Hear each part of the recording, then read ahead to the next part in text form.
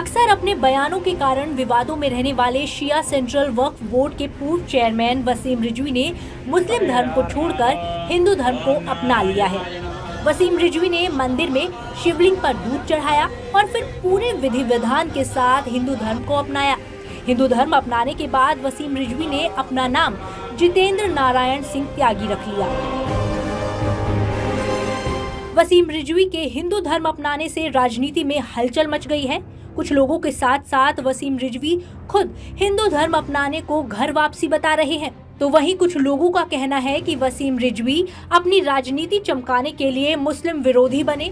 इतना ही नहीं, कुछ मुस्लिम इमामों ने वसीम रिजवी को इस्लाम से निकाल तक दिया था। आपको बता दें कि वसीम रिजवी ने पिछले दिनों अपनी वसीयत जारी की थी, जिसमें उन्होंने लिखा था कि मरने के बाद उन्हें दफनाया ना जाए, बल्कि हिंदू रीति रिवाज से उनका अंतिम संस्कार किया जाए।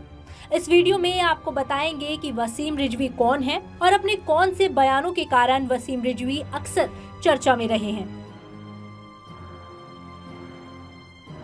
उत्तर प्रदेश की राजधानी लखनऊ में जन्मे वसीम रिजवी एक शिया मुस्लिम थे। कॉलेज की पढ़ाई खत्म करने के बाद वसीम रिजवी सऊदी अरब चले गए और एक होटल में नौकरी करने लगे। इसके बाद कुछ समय उन्होंने जापान और अमेरिका में भी नौकरी की। फिर वापस आकर उन्होंने नगर निगम का चुनाव लड़ा और यहीं से उनके राजनीतिक करियर की शुरुआत हुई। साल 2000 में वसीम रिजवी समाजवादी पार्टी से नगर सेवक चुने गए। इसके बाद वसीम रिजवी वक्फ बोर्ड के सदस्य बने और बाद में चेयरमैन के पद तक पहुंचे। हालांकि वसीम रिजवी पर वक्फ बोर्ड की संपत्तियों को अवैध रूप से बेचने का आरोप है, जिसकी जांच सीबीआई कर रही है। चलिए अब आपको बताते हैं वसीम रिजवी के कुछ विवादित बयानों के बारे में। वसीम रिजवी ने कहा था कि देश की 9 विवादित मस्जिदों को हिंदुओं को सौंप दें मुसलमान।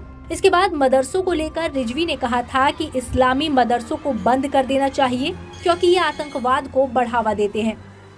बहुत से मदरसों में आतंकी ट्रेनिंग दी जाती है, आधुनिक शिक्षा नहीं। इतना ही नहीं, इस्लाम में रिफॉर्म की मांग करते हुए वसीम रिजवी ने कुरान की 26 आयतों को हटाने के लिए सुप्रीम कोर्ट में जनहित याचिका दी थी। अपनी इस याचिका में वसीम रिजवी ने कहा था कि कुरान की इन आयतों से आतंकवाद को बढ़ावा मिलता है। हालांकि रिजवी की इस याचिका पर सुनवाई हुई, लेकिन अदालत ने इसे खारिज कर दिया था। इसके बाद वसीम रिजवी मुस्लिम संगठनों के निशाने पर आ गए थे। उनका दावा है कि इस वजह से उन्हें कई बार धमकियां भी मिल चुकी हैं। चलिए आपको सुनवा देते हैं कि हिंदू बनने के बाद वसीम रिजवी ने क्या कहा। धर्म परिवर्तन की यहाँ पर कोई बात नहीं है। जब मुझको इस्लाम से निकाल ही दिया गया, तो अब ये मेरी मर्जी है कि मैं किस धर्म को स्वीकार करूं। सनातन धर्म दुनिया का सबसे पहला मज़हब है, पहला धर्म है, और जितनी उसमें अच्छाइयाँ पाई जाती हैं, इंसानियत पाई जाती है, हम ये समझते हैं किसी और दूसरे धर्म में नहीं है। और इस्लाम को हम धर्म समझते ही नहीं हैं।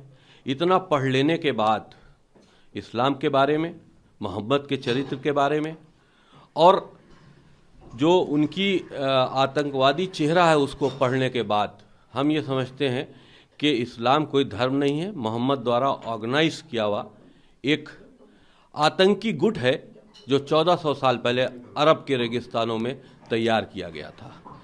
तो जब हमको निकाल दिया गया, हर जुमे को नमाज के बाद हमारा और महाराज जी का, यति नरसिंहानंद गिरी जी का सर काटने के लिए फतवे दिए जाते हैं, इनाम बढ़ाया जाता है। तो ऐसी परिस्थितियों में हमको इस्लाम कोई कहे या हमको कोई मुसलमान कहे, इस पर हमको खुद शर्म आता है।